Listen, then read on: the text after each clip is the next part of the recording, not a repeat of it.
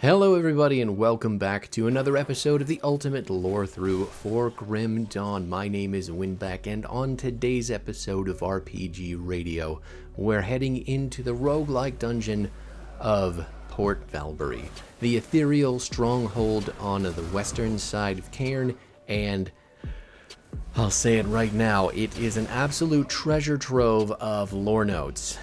And that is going to make it incredibly difficult to talk about anything going on because I'm fairly certain they're all extremely long. But if you love the sound of my voice and if you just want to listen to all of the lore notes read out in what I can only assume are character accurate voices and mannerisms, well, you've come to the right place.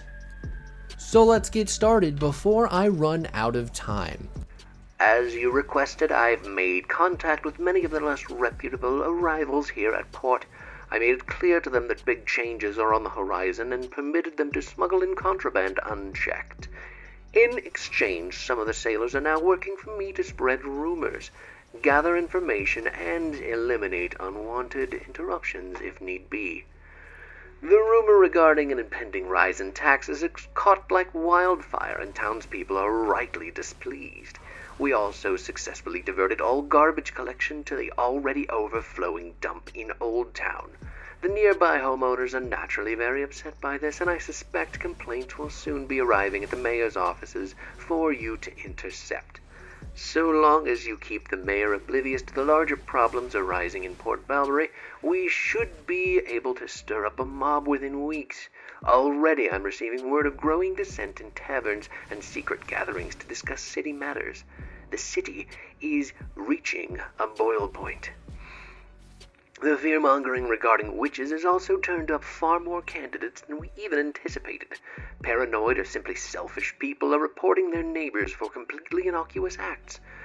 But it is all the excuse the city guard needs to apprehend these women and bring them to the docks, where our new associates smuggle them to Melmoth.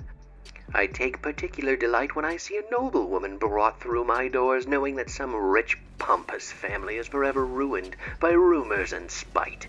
But it will not be long before they all burn for the injustices they enjoyed for generations. Jaren the Harbormaster was the writer of that lore note, and apparently a very influential figure in the taking of Port Valbury by the Ethereals.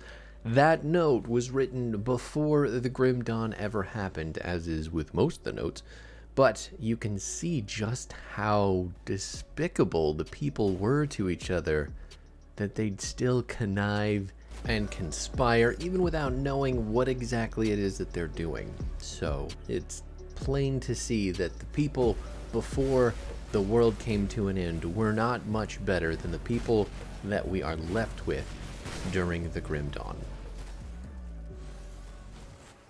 It has become quite obvious that I have angered some very determined enemies. No less than 3 assassination attempts in as many weeks. Outrageous. My position is not that important to the Empire to warrant such aggression, nor am I that despised by any of the factions within the city, not to my knowledge. No, this doesn't feel politically driven. It's as if it were a personal vendetta. With the identities of the assassins pointing in several disparate directions, it's difficult to paint the full picture. I need more information. My advisors now insist that I have 4 guards with me at all times. What a bother. Advisor Aldrich has suggested that until we know more about the nature of my attackers, I should avoid all public hearings to minimize risk. I believe he is using this as an opportunity to solidify his position, but he is not wrong either. For now, I will play to his tune and stay out of public affairs. Aldrich and the rest of the council will tend to the public while I delve to the bottom of this plot against me. Kalos Stroon, Mayor of Port Valbury. The mayor of Port Valbury is an unfortunate character, sadly. I find myself rooting for him, reading the few lore notes that come and mention him throughout, playing through this key dungeon, but you'll see as we uncover more truths about Port Valbury that The man may be much better than he was afforded in terms of fate. My dearest Naomi, I've kept no secrets from you, and you know I have lived a dark and treacherous life. From an early age I was trained to kill. Murder was my trade, the shadows my refuge. I truly believed that was all life had in store for me, but then I found happiness. I found you. Through you I learned the joys of life, that there is more to me than a blade in the shadows. It was better than I ever deserved, but my old life came at a price. I made many powerful enemies, enemies I cannot protect you from. Some men from my past dealings have come forward with an offer to hide us from those that would seek to harm you in order to get at me, if I do one last job for them. I cannot allow you to become a victim of my former self, so I must ask you forgiveness. I have to do something I swore to you that I would never do again. I'm writing this letter because I agreed to take on a very dangerous task. It will ensure your safety. Take the money I have left with this note. Use it to get out of the city and far from here. Do not tell anyone where you are going. If I succeed, I will find you. But if you never hear from me again, I want you to live your life and know that you are the only light in my dark. Knowing that I've kept you safe is the only reward I need. All my love, Caval. And as if to prove me wrong, immediately after I make a statement about the character of a lot of people in Port Valbury, we get what appears to be a Nightblade leaving a note for a very dear loved one as he embarks on a very terrible journey. Life has been good for us here in Port Valbury. Alden and I have been happily married for 3 years now. Our business is thriving, and Alden was hopeful to get a second shop opened up in Hightown by this time next year. But he came home from the court quite disappointed. Apparently the mayor has been denying all requests for an audience, and his newly appointed high advisor dismissed Alden's appeal for a deed without even hearing his case. Now there's this mess with the garbage spilling out of the old dumping ground. Everyone I've asked doesn't seem to know anything about why trash has been redirected to the already full dump in our district. The new curfew also hasn't been kind to business, as we've had to close down early each night. Omir and Shara are both terrified. They think something is wrong and we should all leave the city. Alden says there's nothing to be concerned about. The Journal of Paige Renal is really the first-hand experience and the slow-burning trauma of what it was to be a survivor in the early parts of the Grim Dawn. This takeover of Port Valbury, this sneaking conspiracy of otherworldly beings, is made all the worse up close. Several of our neighbors have moved away. They've had enough of the growing garbage problem and the sudden surge in crime here in Old Town. Omir and Shara are the latest to leave. Shara was crying when she begged us to come with them, but our business is here and we can't just pack up. Food around the city is starting to be rationed. Shops are closing. Alden and I are keeping our shop open, but he started hiding cheese and other foods down in the basement, just in case. He says, I wonder if maybe Shara was right. Maybe we should be leaving too. The business owners are feeling the burdens of what is happening, and you can see the destabilization of the entire region coming to a head in only the second note. Men broke into the shop. They cleaned out the store and shattered Alden's leg when he resisted. The bone was sticking right through the skin of his thigh, and I don't know what to do. The only doctor is in Hightown, but the bridge has been blocked off by the guard. I wrapped it as best I could, but it still bleeds occasionally. We've been hiding in the basement since that night. Alden wakes up from time to time, but he seems confused and feverish. We should have left weeks ago when the others did. Occasionally I hear someone entering upstairs and rummaging through the shelves. I hope that they don't discover the stairwell leading down here. I'm so scared.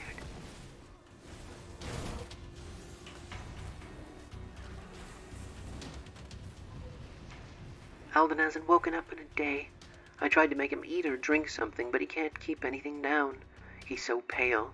He's going to die soon. I think I've known this fact for days, but I just didn't want to believe it. The looters have stopped coming by, likely because there's nothing left to steal.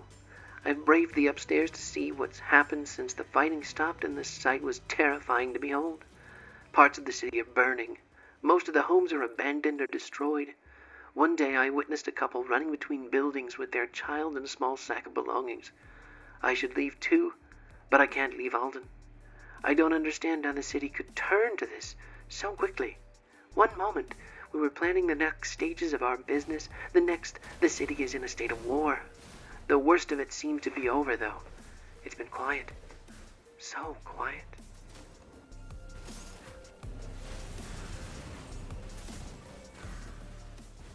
Last night I heard somebody scream. When I went upstairs to check, I saw more people wandering the streets. But it was strange, aimless sort of walk. Nobody spoke. Then I heard the scream again, and I turned my head to a most grisly sight. A putrid thing of foul flesh dragged a man out of some rubble and disemboweled him. I stifled a scream of my own and quickly ran back downstairs. All the commotion had caused my husband to stir, and he stood up for the first time in days. But his eyes were glazed over and dull, and his movements like the people outside. His skin was chalk white, and his chest did not move with the rhythmic breathing of the living. Hands shaking, I grabbed the revolver he gave me and pointed it at his head. He did not talk. He did not even try to move out of the way. He just kept approaching me in a slow, unsteady gait. At that moment I understood what wandered the streets outside, and I clenched my tear-swollen eyes as I pulled the trigger. I can't sleep anymore. My husband's body lies next to me, a hole in his skull. There's nothing left for me here. It's time to go before no hope of escape remains, before my strength has left me. I have to run until my legs can carry me no further. Away from Valbury, away from my shattered life.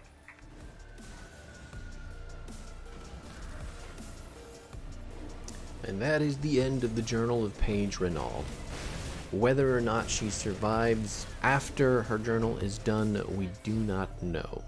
Don't see her again in the game, and even though the note leaves us with a little bit of a hope that she made it out, with the ethereal presence here in Port Valbury, it is difficult to see anyone sneaking their way past the literal army of alien spirits inhabiting the corpses and willfully given over bodies of the residents of Port Valbury. I'm writing this record in the event that the High Advisor decides to dispose of me as he already has with the others. I'm beginning to fear that I've made a grave error in supporting Van Aldrich in this uprising. The initial plan was devious, but it made sense. Local sailors spread rumors of corruption and tax hikes while the city guard overlooked the crimes committed by my subordinates to stir up gossip. I became a bit uneasy when we started using the rumors about witches to smuggle women to Malmouth, but Aldrich assured me that they would be well taken care of, and we were paid handsomely for each one, so I chose not to question it further. One evening, when we gathered to discuss future plans, Aldrich suddenly began acting very strange. He kept looking over his shoulder as if someone were watching, and his expression became downright ghastly when he stared at the mirror hanging on my wall. He cut the meeting short and demanded that all future discussion be carried out via courier. Very strange, but I did not think much of it at the time. Figured the old man was getting paranoid and his plans came to fruition. That left me to deal with Captain Brastock directly. I've never met a more cruel and opportunistic man in my life, and I know every sailor that comes through these parts. I can't imagine it took much to convince him to join the High Advisor's schemes. He informed me that the reports of witches were coming in too slowly, so his men began planting weapons in people's homes to warrant arrests. Each ship sailing to Malmouth is now overflowing with would-be criminals. What Aldrich needs all these people for is beyond me. It was not until the day Aldrich asked me to transport several large boxes to him in Hightown that I started to suspect that something was amiss. Seemed innocent enough at the time until one of the crane ropes snapped and a crate dropped several feet onto the cobblestones. The wood splintered in several places and a sickening smell flared up our nostrils and made our skin crawl. The crate shook as if something was alive in there. I could make out a faint green light through the cracks in the side. I had my men carry that thing out of my docks as soon as able. But it was not till the day of Captain Brastock's very bloody public execution that I began to suspect that we were all merely pawns in Aldrich's game, and that in the end, the only winner of this uprising would be none other than the High Advisor himself. Needless to say, I'm keeping a close eye on the mayor's offices, and I doubled the pay of my bodyguards. Aldrich isn't going to get rid of me so easily. And as is tradition, the self-serving, self-preserving, sycophantic behavior of one very bad man leads him to a gruesome revelation that he is far too late to deal with. Jaren can see just how expendable he is in that moment, doubling his detachment of bodyguards, trying to keep himself safe from the inevitable fate that befalls everyone in Port Valbury. Unfortunately for Jaren, things get even worse, because he is a key component in taking over the city, and as such deserves a key position in the city after it's fallen.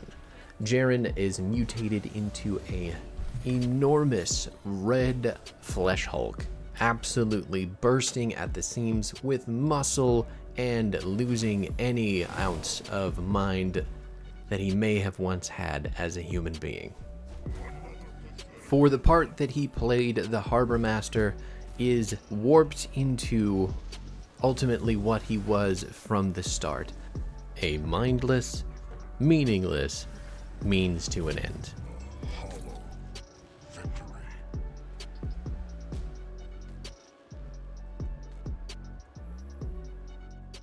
Notice of the Luminari Directive. The Luminari have long suspected that witches are hiding among regular people, even here in Port Valbury. Any individual performing unsanctioned arcane acts or dispersing forbidden knowledge without the training and approval of the Gildum Arcanum is rightfully marked as a heretic and a witch. Citizens are reminded that all arcane knowledge is dangerous without proper training and is significantly controlled for your safety by imperial decree. Diligent citizens are encouraged to report suspicious activity to the offices of Van Aldrich, High Advisor to the Mayor of Port Valbury. Anyone suspected of witchcraft or harboring a witch will be detained at the local jail and then transported to Malmouth for formal inquiry and trial. Individuals found guilty of the aforementioned crimes will be burnt at the stake as decreed by the imperial court. Responsible citizens who perform their duty in the interest of public safety by reporting these malicious acts will be justly compensated with imperial coin, by order of High Advisor Van Aldrich.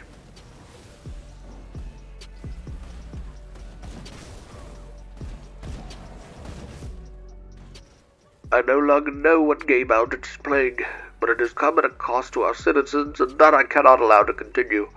Whether out of malice or plain incompetence, I have not been receiving updates regarding recent events in Port Valbury. The tragically mishandled trash issues in Old Town in particular. I'm now hearing rumors of outright revolt and dissent among the citizens. Whatever the council had done in my absence was clearly not done in the best interest of the citizenry. Tomorrow I intend to return to the public eye and remove Van Aldrich from the position of High Advisor. Risk against my life be damned. But there is some good news in all this. Kival the Nightblade, once under my employ, is asked to meet. He promises me information regarding a plot against my life. I've had this same recurring dream several nights now. There are some slight variations, but the context remains the same. Every time I find myself walking through the looming alleyways of Old Town, I don't know who I am, but I can feel fine silk slide over my skin as I walk. The ancient and pitted cobblestones under my feet send shards of broken stone flying with each hurried step. An unwholesome fog rolls in from the festering dumping grounds that have begun to spill over the retaining walls into the main road. For some reason, this pleases me. I seem to be aware of details and affairs that I should not know. For example, I know that the fog is not natural. It gathers by the will of an unseen power pulling the strings. In my dreams, this power is familiar to me, almost welcoming, but as soon as I'm free of the dream, the meaning is lost upon my waking mind. I make haste through the concealing fog towards the harbor master's offices. There I find myself in a poorly lit room with two figures obscured by shadows, both men. One is large and loud. He smells of rotting fish and stale beer. The other is also large, but more in physical stature than the girth of his belt. He clinks and scrapes with the sound of metal as he moves. A soldier or town guard, perhaps? They talk, but I cannot make out what they say. The sense of dread and malice that pours from these men is palpable. It's a palpable wave of fire. In my heart, I know that the decisions made around the table will mark the end of the world for mankind. But last night's dream was different. It kept going. I find myself with a bird's-eye view of the city, watching as arcane fire spreads across the horizon. It grows as far as the eye can see, and it burns all it touches to ash and oblivion. Then, as if floating at the end of a rope in one hard pull, I find myself back in the dark room. The pungent odor of unwashed men, rotting oceans fills my nose. I stare into a cracked mirror hanging on the wall, but I do not see myself staring back. It is the face of the High Advisor, his expression first marked by surprise and then anger. For a brief moment I catch the same fires that consumed the world stirring within his eyes. In that instant the dream shattered, and I awoke, out of breath and tangled in a sweat-soaked sheets. But I knew that it was more than just a nightmare, spurred by an overactive imagination. He saw me through the glass, just as I saw him. I bore witness to something I was never meant to see, and now my identity is compromised. I must leave this place, get as far away as I can. I will head southeast, across the dark waters. Eerily familiar voices have been calling to me from that area for some time. I don't know why, but in my heart I'm certain that safe haven awaits me in the bog. A boat leaves for Berwick in the morning. I intend to be on it. And there is an absolutely enormous amount of things to unpack in those 3 lore notes, but there's just not enough time because there's still more lore notes to go. You have the perspective of the mayor, you have the perspective of the ethereals still taking control subtly of the port, and you have the perspective of a witch who is discovered in the middle of a vision and now needs to flee to the calling of the coven hidden deep within the bog.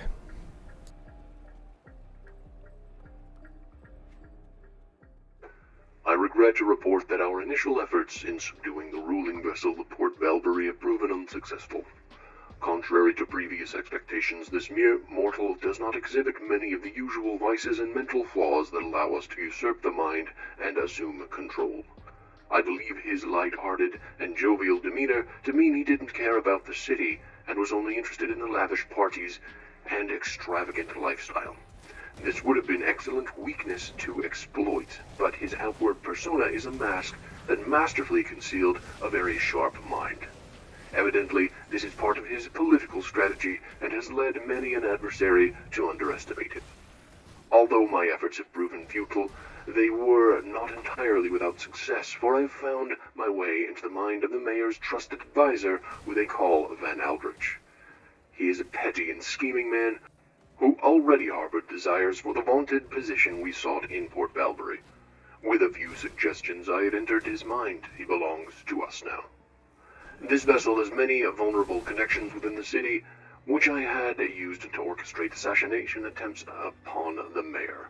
While those too proved unsuccessful, they have caused the mayor to become increasingly paranoid and fearful for his well-being. As a direct approach seems to be out of the question, I have begun stirring the locals in the interest of destabilizing the region.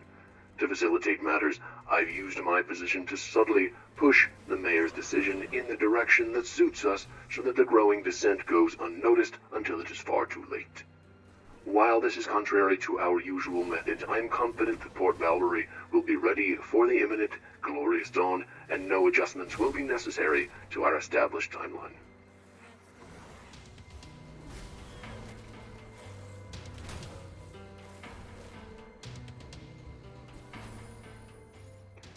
I must express my disappointment in the consensus to redirect the vessel Theoden Marcel to the strategically insignificant region of Homestead. While I realize that the unexpected and still unexplained sudden disappearance of Anasteria has left the region woefully unsupervised, I believed the attention of the Shaper of Flesh is better served in Malmouth, where his grand work can continue without interruption. I understand that splintering the Black Legion's attention between Fort Icon and the farmlands will be instrumental to their final destruction. Surely such an indelicate matter as the extermination of vermin can be taken upon by a vessel of lesser importance. I anticipate your reply in this matter in due haste so that a new consensus can be achieved without delay and the Shaper of Flesh returned to Malmouth. And with all the lore that we've learned, there is still so many questions yet unanswered. At the very end of the dungeon, we meet the Council and their overlord Van Aldrich, who we've read so much about up to this point. This is the man responsible for flooding the streets with refuse, terrorizing an entire city of people in the most subtle manner possible, all while destabilizing the entire structure of political influence, military force, and shattering an entire community of people so that they turn on each other in bouts of extreme violence and paranoia until ultimately only their bodies remain as hosts for the ethereal invasion. Unlike so many other apocalypse and end-of-the-world scenarios, the ethereal invasion of Cairn is absolutely planned, intelligent, and unstoppable.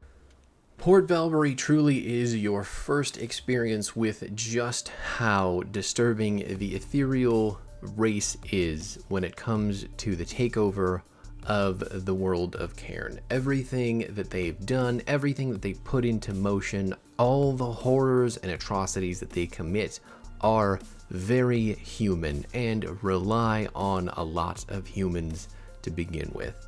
The Cult of Chthon is scorched earth, ready to tear everything down to take it back to the beginning of all things as cultists go. But the ethereals want to subjugate, enslave, and take our place as a new dominant species. And as far as things go in Port Valbury, they have succeeded most effectively. That is it for this video, everybody, though. I'll be back next week with another lore video for Grim Dawn, but thank you so much for hanging out, and I will catch you all next time.